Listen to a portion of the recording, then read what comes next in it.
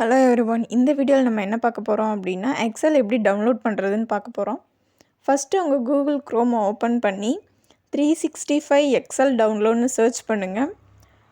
Search பண்ணிங்க அப்படின்னா first ஆப்ஷனில் வந்துட்டு மைக்ரோசாஃப்ட் ஆஃபீஸ் 365 அப்படின்னு சொல்லிட்டு வரும். ஸோ அதை கிளிக் பண்ணிங்க அப்படின்னா நியூ டேப் ஓப்பன் ஆகும்.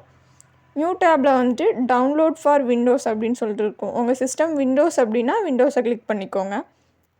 ஸோ அதை கிளிக் பண்ணிங்க அப்படின்னா டவுன்லோட் ஆக ஆரம்பிச்சிடும் எக்ஸல்.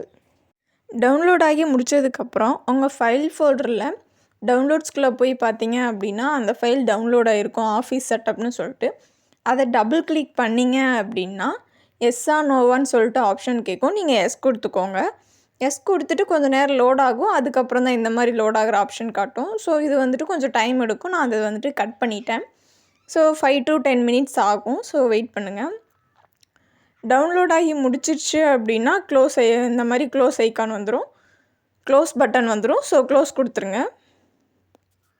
இப்போ உங்கள் விண்டோஸ் ஐக்கானை கிளிக் பண்ணி ஸோ அதில் வந்துட்டு எக்ஸல் அப்படின்னு சர்ச் பண்ணிங்க அப்படின்னா எக்ஸல் வந்துட்டு இருக்கும். ஸோ அதை டபுள் கிளிக் பண்ணிங்க அப்படின்னா உங்கள் சிஸ்டம் நீங்கள் வாங்கினப்போ அதில் ஒரு புக்கு கொடுத்துருப்பாங்க. அதில் வந்துட்டு ப்ராடக்ட் கீ வந்துட்டு இருக்கும். ஸோ அதை டைப் பண்ணி ப்ராடக்ட் கீ இருக்கவங்க ப்ராடக்ட் கீயை போட்டு நெக்ஸ்ட்டு கொடுத்தீங்க அப்படின்னா எக்ஸல் ஓப்பன் ஆயிரும். இல்லை என்கிட்ட ப்ராடக்ட் கீ இல்லை அப்படின்னா ஆன்லைனில் எக்ஸல் ஷீட்டு ஓப்பன் பண்ணிக்கலாம். ஸோ இப்போ நம்ம வந்துட்டு எக்ஸல், வேர்ட், பவர் பாயிண்ட் இது மூணுதுக்குமே இதே ஃபார்மேட்டு தான்.